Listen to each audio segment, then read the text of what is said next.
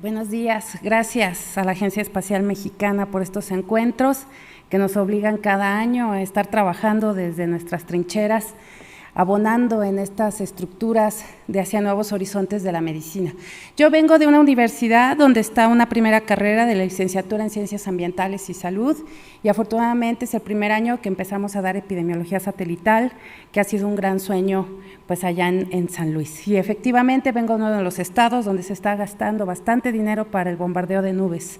Y sí, hay un impacto del 40%, lleva por lo menos un 10-20% a sanar a la agricultura de temporal entre Zacatecas, San Luis Potosí y Durango. Son necesidades que necesitamos allá en el norte de México y como bien dijeron, pues pueden ser aspirinas, ¿verdad? Paliativos para lo que nos viene. Bueno, yo les voy a platicar de estas emisiones haciendo una pequeña introducción. Desde 1970 hay imágenes de satélite que están monitoreando todo nuestro planeta, de altas resoluciones, heliosíncronos, geosíncronos. Los geógrafos nos hemos metido pues en estas estructuras de análisis de estas imágenes de satélite, cartografiando pues más de 7 tópicos importantes. Sin embargo, a partir del descubrimiento de un agujero más grande de lo esperado sobre la Antártida en la capa de ozono estratosférico en los 90, se impulsó el uso de teledetección de la atmósfera. Se convirtió en el eje central para la investigación y una herramienta para el desarrollo de políticas ambientales como el Protocolo de Montreal sobre sustancias que agotan la capa de ozono. Nosotros pugnamos por dejar de hacer estadísticas y que estas tecnologías empiecen a participar en la gestión de la política pública nacional. No hay dinero que alcance para poner monitores, no hay instituciones que le den todos los recursos para tener grandes laboratorios. Necesitamos tener una conceptualización de esta tecnología que falsamente se ha dicho, hay que calibrar la imagen de satélite. Esta tecnología no se calibra, esta tecnología se alimenta de información alternativa de alta y baja precisión. Es hasta los inicios del siglo XXI cuando se conforman los consorcios de agencias espaciales más importantes para el monitoreo específico de gases de efecto invernadero, los GEI, y partículas suspendidas en la troposfera terrestre, OMI, TROPOMI, principalmente con alta resolución espacial, es decir, generalmente estamos viendo continentes, pero hoy ya podemos ver las altas resoluciones 1 a 50,000, 1 a 250,000, que perfectamente homologan con la cartografía que produce INEGI. Yo les voy a presentar resultados de un proyecto de CONACYT que ha quedado un poco en pausa después de la eliminación de los fideicomisos que se hicieron a CONACYT. No recibimos la segunda parte, que era el muestreo, o estamos en espera ya del levantamiento de enfermedades en zonas de precisión, ¿no? Para estar alimentando estas imágenes de satélite. Prácticamente estamos trabajando con Sentinel-5P, es decir, que el monitoreo de las emisiones y el cambio climático con imágenes de satélite es reciente, es apenas de este siglo. Habíamos visto deforestaciones, cambios de uso de suelo, geología, etcétera, pero es hasta este siglo que empezamos a ver las emisiones, que cambian mucho el concepto de cambio climático. Como ustedes vieron durante la pandemia, antes, durante y después, pues entonces tenemos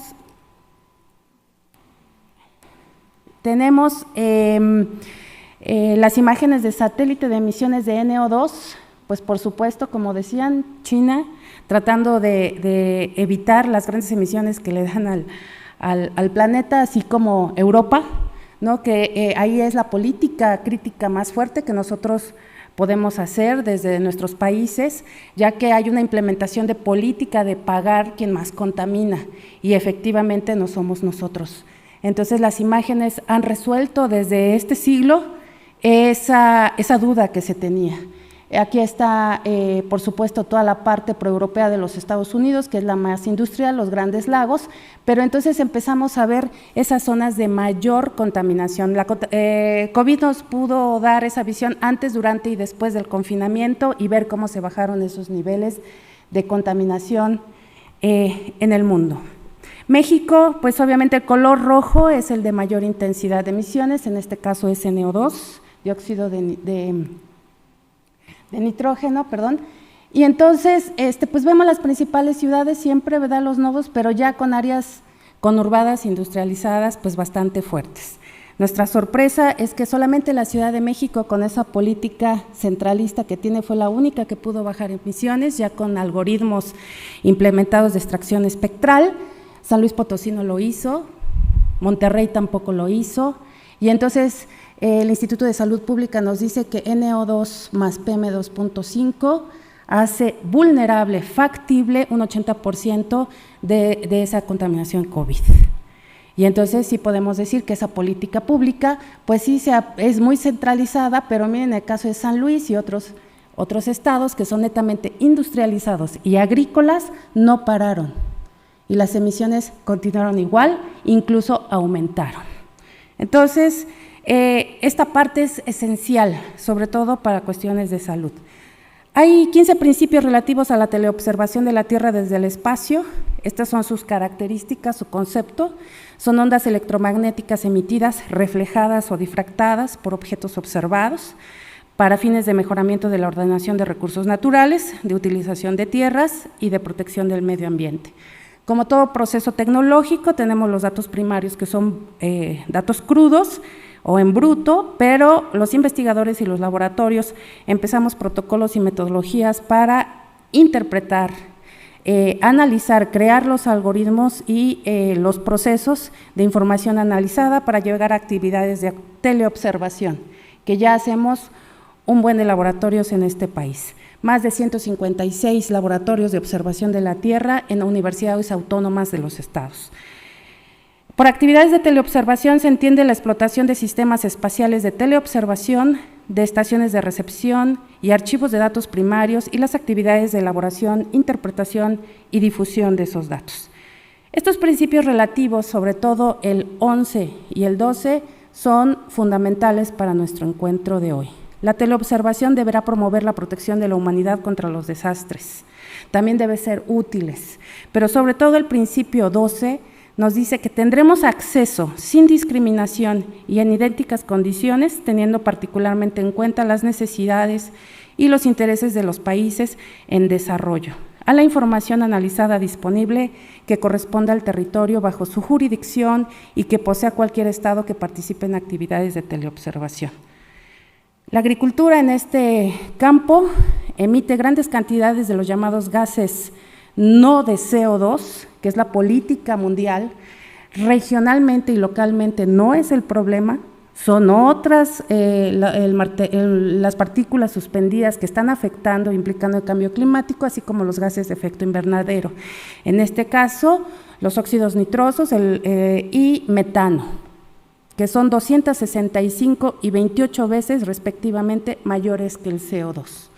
Nosotros pugnamos porque el sector agropecuario, que no está monitorizado, que no existe una red como existe para las ciudades, es altamente contaminante y ha provocado el 82% del cambio climático en el trópico, en los golfos, y ahora va hacia los desiertos, que se alimentan precisamente y alimentan estas actividades agrícolas y pecuarias, pues de aguas del subsuelo. Ahí está un mapa donde están todas las actividades agrícolas y pecuarias. En blanco van a ver ustedes los bosques. Entonces debe de haber prioridad. Se debe de hacer un ejercicio de priorización, cuáles son las áreas y las regiones que debemos monitorear. Y también, efectivamente, como dicen los principios de teleobservación, determinar cuáles son las enfermedades, las plagas asociadas directamente al cambio climático, a las emisiones de efectos de gas invernadero y de partículas contaminantes. La agricultura de temporal, por supuesto, es nuestra máxima prioridad, no solamente del gobierno de hoy, sino porque está emitiendo los óxidos nitrosos más contaminantes de nuestro planeta. Entonces yo les diría, ¿qué está más contaminado, San Luis Potosí o la Ciudad de México? Ahí están las emisiones de dióxido de nitrógeno y dióxido de azufre, en rojo se ven perfectamente, ¿verdad? Con 1/3 de la capacidad vehicular que la Ciudad de México tiene, con una gran cantidad de industria automotriz y aeronáutica que ha llegado, pero con políticas ambientales totalmente flexibles y laxas. No es una homogeneización. Seguir centralizando la problemática nos está entonces haciendo oscuro el resto de los problemas ambientales del país. Entonces, vean, con las termoeléctricas, nosotros tenemos una con Tamazunchale, es una termoeléctrica de Iberdrola, que está emitiendo PM2.5 a diestra y siniestra. Entonces, en rojo y en azul, en este caso, pues es el máximo problema, pero ustedes vean algunos meses donde la ciudad de San Luis Potosí, las ciudades industriales, Tijuana, empiezan a tener conflictos muy serios en emisiones y cambio climático. La segunda pregunta, ¿qué contaminará más, las ciudades o las zonas rurales? Bueno, pues aquí también otra vez en NO2, y estamos viendo la Huasteca Potosina, esa que nos venden, por aquí está la cascada de Tamul, todas esas zonas que nos venden en la Huasteca Potosina, pues son las más conflictuadas. Aquí hay caña de azúcar y aquí hay ganadería. 6 meses dura la quema de caña de azúcar y 4 meses la quema de pastizales para las grandes industrias cárnicas en el país, Grupo Guzzi y Praderas Huastecas, más de 80,000 cabezas de ganado, soya transgénica, etcétera, etcétera, etcétera. Entonces, las quemas son el orden del día para nuestros alimentos. Las emisiones, aquí ya es una zona de cambio climático, esta es la zona media, es citrícola principalmente, y este es San Luis. Entonces, si nosotros nos vamos a ver, pues la Huasteca Potosina tiene sus días contados. Aquí está termoeléctrica de Tamazunchale, todo esto es la caña de, naranja, y bueno, pues la tan mencionada vainilla. Pues entonces estas alertas las hemos dado a través del proyecto a todas las autoridades de San Luis Potosí, que efectivamente no tienen homologaciones de normativa, igual que en el centro de la Ciudad de México. Y entonces, con análisis espectral estamos viendo las emisiones, cómo está la ciudad de San Luis Potosí y cómo están nuestras principales ciudades que tienen menos de 1 millón de habitantes, pero altamente contaminadas por estas actividades. Ahí está también el dióxido de azufre, las principales fuentes puntuales, cuantificadas según el protocolo, y más que el bombardeo de nubes, a nosotros nos está preocupando la lluvia ácida. Hoy, por ejemplo, está una tesis que estaba en el proyecto de Agencia Espacial Mexicana, acá en Tamazunchale. Lo rojo son los centros de emisión de lluvia ácida que estamos haciendo con los algoritmos. Dentro de la imagen de satélite no pudimos ir, quedó inconclusa, se tiene que presentar, porque pues obviamente el narcotráfico ha evitado nuestra participación más de 3 veces para ver los líquenes que están fijando metales por esta lluvia ácida. No hemos podido hacer el monitoreo, que ese es otro problema que enfrentan las zonas rurales de nuestro país. Y bueno, esta es toda la zona cañera de las que les voy a presentar, y esta es la ganadera. Ya como diagnóstico, hemos hecho los inventarios clásicos porque nuestro país no ha podido ir a laboratorios TIRS 1, ni están en laboratorios TIRS 1, es decir, sacan estadísticas, hacen homologaciones con las emisiones y de ahí sacan los inventarios. No hemos podido ir a TIRS 2, que ya lo ha propuesto la Universidad del Estado de México, y tampoco a los TIRS 3. Que esto quiere decir que ya es una implicación política de mitigación, verdaderas actividades de mitigación. Todavía la industria de este país juega un doble papel a través de las COAs, ellos mismos se miden sus emisiones, ellos mismos las reportan, ¿no? Y nosotros no tenemos acceso ni a esa base de datos. Estas cosas deben de cambiar, no solamente para la ciudad, sino para el campo. Entonces, hemos hecho esto, las líneas arriba que no se alcanzan a percibir es lo que sacamos de las imágenes de satélite, y esto es lo que demuestran los inventarios típicos de emisiones que son TIRS 1. Una imagen de satélite Sentinel, por eso dice, esta tecnología pues no se calibra, se alimenta. Esta es la emisión de metano entre 2000 y 2001, esta es la Huasteca Potosina, por aquí está Ciudad Valles, aquí está el Grupo Guzzi. Ustedes van a ver que estos puntitos son 12,000 vacas en cada uno de los puntitos, por eso son políticas de mitigación, son empresas de alta exportación que no dan ni un peso para mitigación, aunque tienen certificaciones que son sustentables y verdes, pero nosotros estamos viendo en la imagen de satélite la gran emisión. Esto ya cambió de un trópico a un seco. Era un trópico húmedo, un AW0, ya tenemos las publicaciones en este respecto, y ahora es un BS, es decir, tiene el clima de la ciudad de San Luis Potosí. Ya hay disminución de precipitación, y ahí es donde está la ganadería, la caña de azúcar y la soya transgénica, y esta es la parte de caña. Entonces, En COVID, pues obviamente no disminuye, sino que aumenta porque San Martín Chauchicuautla se une a esta producción porque la demanda de alimentos se triplica. Para 2050 tenemos que aumentar 100% nuestros alimentos para una seguridad alimentaria de esta humanidad. Entonces, política de mitigación cuando es una empresa y sí tiene que aportar, pero también tenemos la ganadería artesanal, obviamente esa tiene que tener una política de ayuda pública, de mejora de prácticas. Entonces, por eso esa es la importancia de pasar de TIRS 1, que es lo que ha hecho por 30 años este país, a TIRS 2 y TIRS 3, para que entonces esa política pública empiece a visualizarse. ¿Qué enfermedades hemos tenido ahí? Hicimos una tesis de doctorado, ya está el artículo de infecciones respiratorias agudas y caracterización de bacterias potencialmente patógenas en comunidades de la Huasteca Potosina, obviamente el impacto de las emisiones de metano, que no contamos con los equipos necesarios, estamos pidiendo la ayuda del laboratorio de la Universidad Autónoma del Estado de México, que son los que ya tienen los equipos para ir a hacer estas mediciones in situ. La cosa es, ¿qué pasa con la gente? Bueno, 63% de la gente tiene enfermedades zoonóticas. Tiene todas estas bacterias derivadas, precisamente son las localidades más críticas de bacterias, resultado del exudado que hicieron nuestros médicos de la UASLP en garganta y que se vuelven críticas una vez que aumenta de 3 a 6 grados la temperatura en estos lugares, sobre todo en las máximas zonas de producción ganadera y después cuando empiezan los incendios de los pastizales y de la caña de azúcar. En este estudio a todos nos sorprendió estar por arriba de la media en enfermedades de vías respiratorias, 63 casos de POC en jóvenes de 12 y 13 años, pues por las quemas y las partículas suspendidas emitidas a la atmósfera. Ahí está otra imagen de satélite Sentinel, en rojo están todos los pastizales, lo crítico en 2021, ¿verdad?, para Monterrey, que ahora viene la sequía.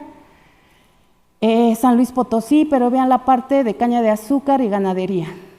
Pues obviamente toda esta parte es de ingenios azucareros, 6 meses están encendidas, pues obviamente todos nuestros cañaverales para la producción de azúcar, entonces eso ya está implicando a las enfermedades de vías respiratorias, sobre todo EPOC, y que se complicaron junto con el COVID. Incendios forestales, quema de pastizales, contaminación que genera el parque automotor, quema de residuos agrícolas y pastos, uso de biomasa como madera para cocinar, además, ¿verdad?, porque muchas de estas comunidades cocinan, ¿verdad?, con madera, y uso de combustibles fósiles.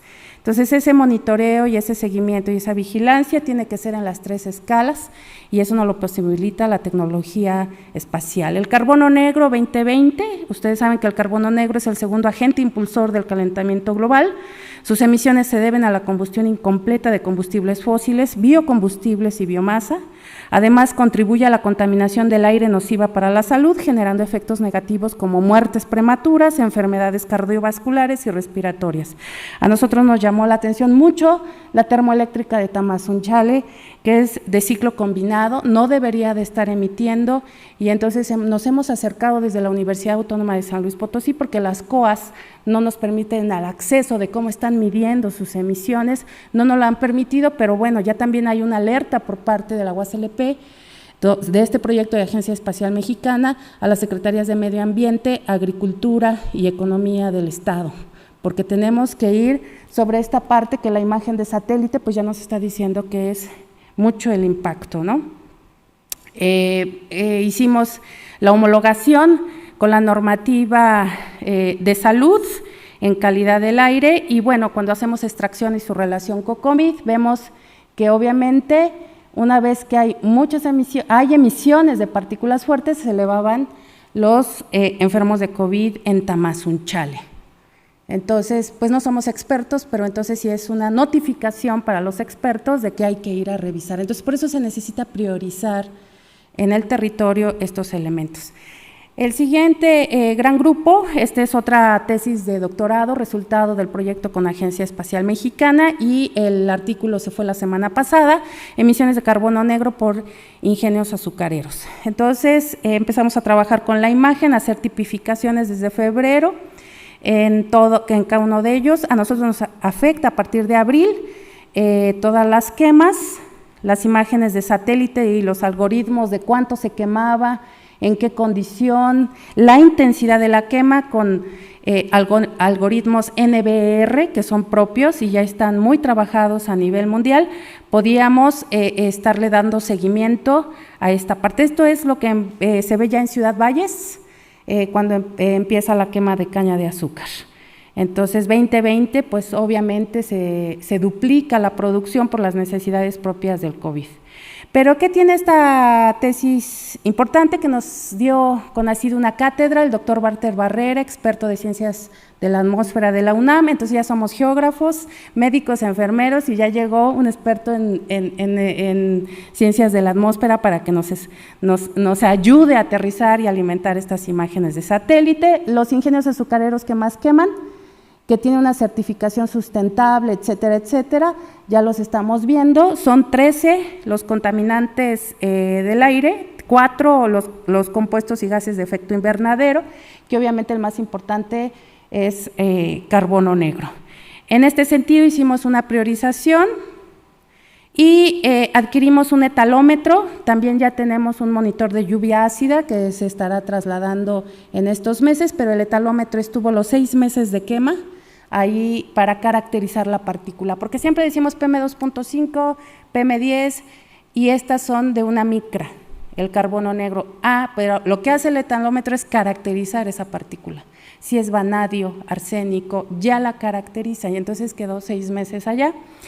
Y lo que nosotros estamos obteniendo ya son 74 ocasiones, que es el calendario en rojo, donde 74 ocasiones el promedio diario superó una micra y 22 ocasiones 1.4. Esto ya está muy por arriba de lo que la Organización Mundial de la Salud establece. En ese momento ya vamos a tener enfermedades de vías respiratorias sin precedentes, por eso las presencias de esas localidades en EPOC, cuando nosotros íbamos a ver cuestiones de ganadería, etcétera, etcétera, vías respiratorias, y bueno, COVID-dengue también hay ahí, y bueno, es una cuestión ya impactante sobre la salud.